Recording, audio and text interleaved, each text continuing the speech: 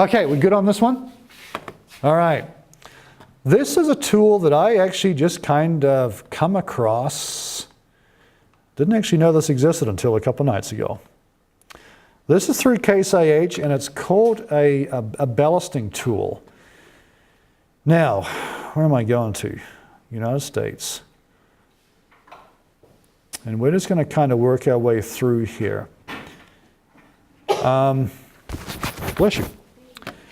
If I look under here under products, and then I go to tractors, and I could, pick any of those of the above, and will we give feedback? No, not today.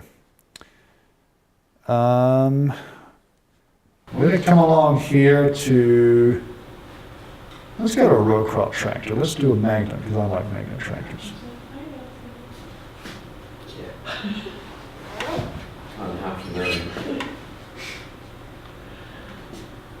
So now they've taken it away from me. So over on the right-hand side, it says access. Oh, there it is, right there, yep. Weighting and balancing tool. Okay. So we're going to access that one. And this actually takes a producer step by step through what they need to do to find out the correct weighting of the ballasting. Okay, for a Case IH model tractor. All right. I'm going to click on next. It gives you options of Steigers or weight and Puma. So let's take, when it says tier 4, tier 3, that's actually the emissions. All right, so that's the emissions of the engine. So apparently, like when I go from a tier 3 to a tier 4, we had to put on this big old DPF filter. Those things aren't exactly light. They're 2 or 3, 400 pound. Okay, so that's why we have different weights for our different emissions tiers. So we're going to go with a Magnum Tier 3 because we don't like those DPFs. And then we're going to select a model. So MFD, mechanical front wheel drive, 180 is typically going to be designated as your engine horsepower for Case IH. John Deere, AGCO, they have numbers I'm not sure where they come up with, but So let's go with, let's pick a 215. So now we need to get in, and we won't go through this whole thing, but here's all of our different axles. So do I have a 10-bolt axle? A suspended axle is actually, it has a suspension, a hydraulic suspension system on the front end of that tractor. Okay, there's not many of those around. I've only ever seen one of those actually. We can have a 12-bolt, we can have 12-volt suspended.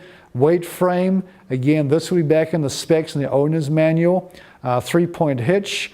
The hitch coupler, a category 3 or no hitch. We have a standard or a heavy-duty drawbar. Front fenders, even though they're plastic, when you take the fenders plus the brackets plus the bolts, there's a few pounds of weight there.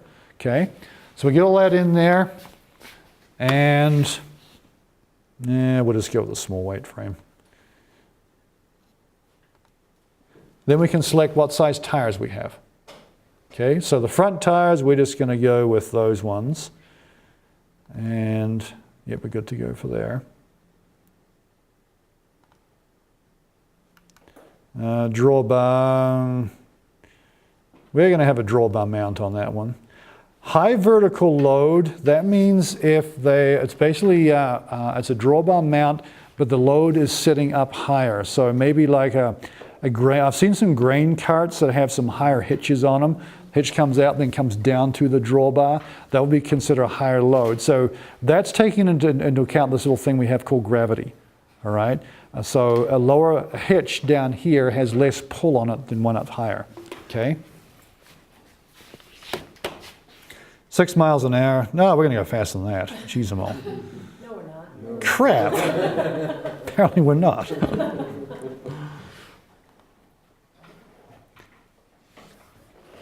So this gives us, from the factory, what our weights are. This is our unballasted weight right here. Okay? So we can now go through, see here we have a 39-61 split. We have our targets 35-65, and through our worksheet we're actually, that's where we're at right now. Okay? That's front, back. Yes, front, rear. Yeah, this is the front, and this is a cab, and here's our rear tire here. Picture there. Yeah. So this is actually pretty freaking amazing. I kind of like this one. And I didn't even know this existed. I tell you, it did not exist a year ago. All right, when I did my last class, but you know, this is free for your customers, or your producers. Get them out there, show them where it's at, have them use them, all right? Now, this is just for Case IH. Did not find one on John Deere, not to say there isn't one in there. I'm going to do a little more searching, okay? I have no idea about AGCO or, you know, Fendt or any of those guys, all right, Velmets, but for Case IH, this is great stuff, it really is. So that's a very useful tool for your producers, okay? All right, one other thing that I just, while we're on the site, I'll just show you here real quick that, and I really didn't, oh, good Lord.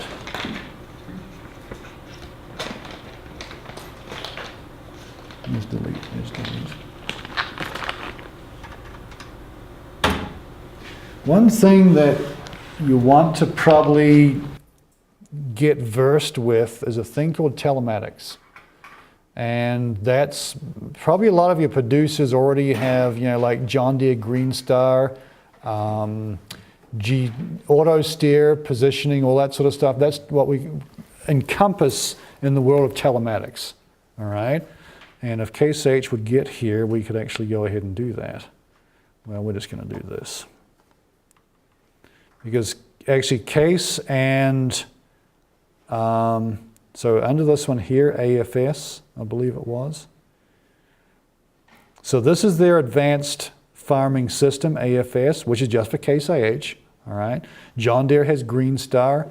AGCO, I'm not sure what AGCO has. Komatsu has Comtrax. CAT has MineStar and all this other stuff. So it all encompasses the same type of thing. So are your farmers or your producers, are they doing anything as far as field mapping with the use of one of these types of monitors with their sprayers and their spreaders and their combines and seeding, all that sort of stuff? Okay. So you guys, have you guys had any training on that sort of stuff? I would be requesting that. I really, really would be. I am behind the 8 ball on this stuff. I really am. I'm hoping to take some training from Caterpillar this summer on their thing called MineStar, which is just for Caterpillar, but it kind of encompasses, you know, the principles of even this AFS type stuff. So John Deere, AGCO, I mean, they all have it. Some have their own systems, some outsource to, you know, like Trimble or Topcon's another one, is a big one now, is Topcon. Most of your manufacturers using Topcon as the GPS source, okay? So that's something you guys need to request and get training on, because you will be having questions on that. If they're using field mapping now, I'm actually very surprised that you guys haven't had training on that, to be quite honest. I really am. So that's something you really need to be looking at very seriously. If they're using field mapping, because you can go out in your sprayer and you can mark spots where you have your weeds, or let's go the reverse. You seed your field, you do your spray, your harvesting, you have weeds, you mark it on your map, now you know where you might need to concentrate a little more spray, for example, use a different type of spray or whatever, okay? So it's all back in the mapping, because this monitor here has a memory card. That monitor, this one could be moved to another piece of Case equipment. The other Case equipment might have the Pro 700, this is a Pro 700 monitor, might have it in there installed, plug in that memory card, boom, everything comes up. Okay, so it's really, really sweet stuff. Auto steer, GPS. Auto steer is becoming just standard operating procedure, you know, and I don't know a whole lot about it. And I'm really behind the 8 ball. I really am. Which puts, you know, in my world, that puts my students at a big disadvantage, because most of them are going to be thrown the deep end with this stuff, just like your producers are too. So be a good thing to check on if you could, okay? One good way to get started is jump into these sites. John Deere has a Green Star site, all right? This is Case IH, it's AFS. They have displays, guidance, steering, selection rate, receivers, telematics, software, you know, the list goes on. So jump in and just, you know, Google the stuff and get in and do your own research as well. Okay. How are we doing on time? Ooh. Let me pull this up. I just want to show you, and I can send, oh, this is the one I want here. I can send this out No, I'm just trying to figure out which one. Yeah, this one here. This is a spreadsheet I made for when I used to teach an ag tractors class. So this is a Ballasting spreadsheet. Older tractor, it's a Big Butt HN 320. Great old tractor. Make, horsepower. When I talk about weight transfer, all right, if I scroll down, actually I think I have the weight transfer down here. Total weight transfer from front axle to rear axle when I put that plow on the ground is dependent upon a couple of things. Number one is the drawbar pull in pounds. Number two is the drawbar height above the ground. Number three is the tractor wheelbase. All right, so once you get those three, you can figure out what the weight transfer is. The drawbar pull is basically a function of the total weight of the tractor, and I'll have to get back to you on this one, but it's basically going to be a percentage depending upon what you're doing. So if your producer is plowing in sandy soil versus your producer is plowing in a clay gumbo, well, there's going to be a whole bunch different draft on that, totally different, all right? So there's going to be a different percentage of the total weight of the tractor, which will go into this figure right here, okay? Does that kind of make sense? So I'll get back to you on this one. But this is one I put together, and this is actually we actually had, I think actually Greg Klaus had this tractor in for one of his classes. So, well, what the hell, we'll just go ahead and weigh it. And we just come up, this is what our current weights were. Weight split as the tractor was sitting when it came into the shop, all right, into the farm mechanics, was about 100.31 pounds per engine horsepower, 57% on the front, and 43 on the rear. All right, so it was actually weighted up pretty good, okay? Then all I did was I just went through some scenarios. Everything in here, these shaded, can be changed, all right? These ones here are formulas. Are you guys halfway up to speed with Excel? All right, good. So you know how to do formulas, excellent. Come down here, here's my projected weight of 105 pounds per engine horsepower at a 45-55 split. So now I can start plugging in formulas and it will tell me what those weights should be. All right, so this is something, I mean, any one of you guys can probably do this better than what I can do. Okay, and I'm pretty adept at Excel. I'm sure you guys are probably better than me. So you could get something like this together, take your laptop out, and show your producer what they can do. Most of your producers are probably going to have Excel on their own home computers, would be my guess. It's an extremely powerful tool, extremely powerful. Is there any calculation or formulas to be able to calculate that, but calculate back, you know, what their savings would be if they went to a different split, or, you know what I'm saying? So like fuel savings, for example? Yeah, exactly. Let me answer that this way. That's a very good question. If you have you guys ever heard of engine performance curves? Okay, do you know what one looks like? Okay, so you've seen horsepower and torque curves, right? Have you seen those same curves that have a fuel consumption curves on them? They're not real common, actually. Cummins used them a lot, okay? So I'm going to show you one, because that was actually one we're going to go through, but we're not going to have time, so I will just send it to Joel. Probably this one right, well, yeah, right here. So there's an engine performance curve from an old Cummins engine. And you can get them, I think a couple pages down, I have one from a brand new Scania engine, all right? I've pulled down a couple from Detroit and Caterpillar, you know, wherever. So here's my torque. Here's my horsepower. Here is my fuel consumption. Here is RPM. All right, good so far? So if I look at this, remember we talked about peak torque and lugging, all right? My peak torque, so I start coming down in RPM, my peak torque is actually right about here. And that is about 1400 RPM. Before I hit 1400 RPM, I should either grab another gear or pull that plow out of the ground and do whatever I need to do. Because if I come down below 1400, I'm actually going to come here and fall flat on my face. This point right here is lug. That is where I am asking that engine to do beyond what it can do. And you don't want to go there. All right, things start blowing up and quitting and all that good stuff, okay? Horsepower does raise up here. So my peak horsepower is right here.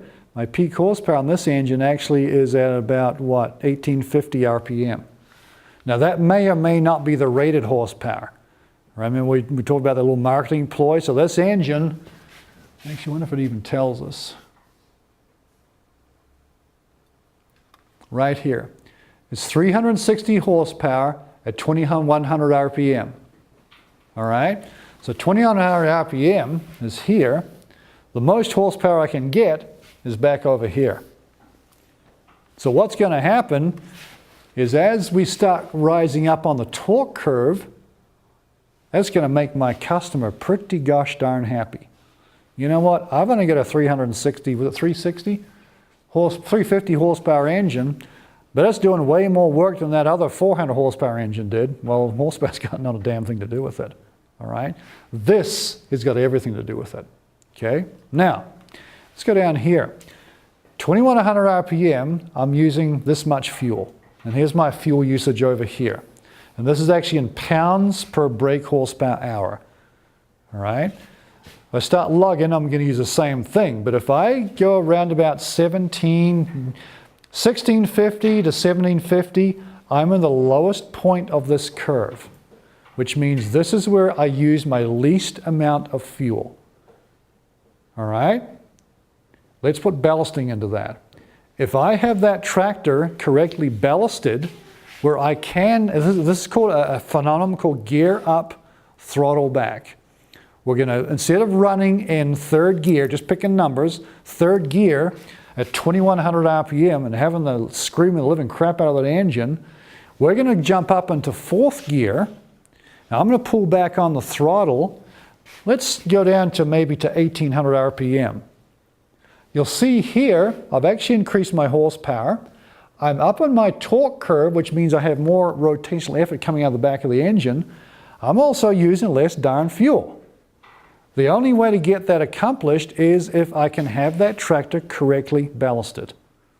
All right? So the way to answer your question, that's a very good question, is to pull up a chart like this.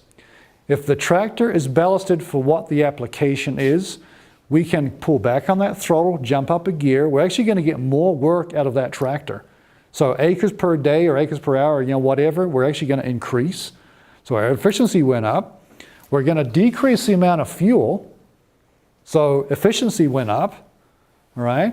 So does that in a roundabout way answer your question? Mm-hmm. Okay? Or to just confuse you? Yeah, no, it definitely answers my question. It's be nice if it was something that you could do that for, you could put some numbers in and it would spit out. Okay, so what I'm going to do, we don't have time to do this today, but what I'm going to do is, and this is actually a project that I do in every single one of my fuels class, and this blows my students' minds. Okay?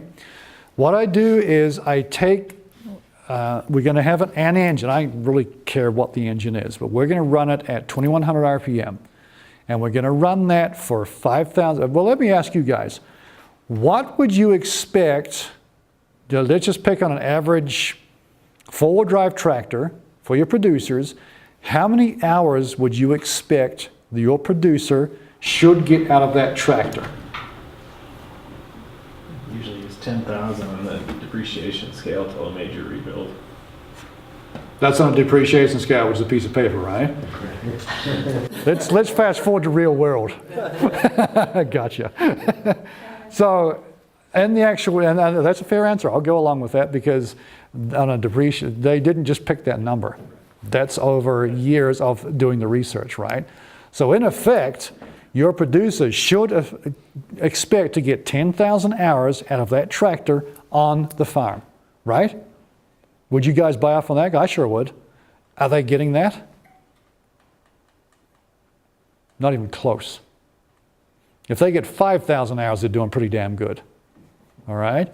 One of my customers had a 350 Big Bud, and he had 20,000 hours on that tractor. And he had never done he actually rolled in a set of main bearings is all he did. Because he was one of I have never seen a farmer so particular and fastidious about maintenance. Unbelievable. But he got 20,000 hours of that damn tractor. You know, so that's twice what the depreciation is. Most of your producers are not getting 10,000 hours. So what I do with is just get back to this, I just pick a number of 5,000 hours. Okay, so what we do is, at this RPM, I'm using so much fuel multiplied by the number of horsepower, multiplied by the number of hours will give me the pounds of fuel that's going to be used over 5,000 hours. If I was to run at this speed for 5,000 hours. Now obviously that's probably not going to happen, right? But it just kind of gives us a baseline to get some numbers, all right? We take that pounds of fuel, and I just usually use the industry standard. You know, we've talked about pounds of fuel, 7.2 pounds.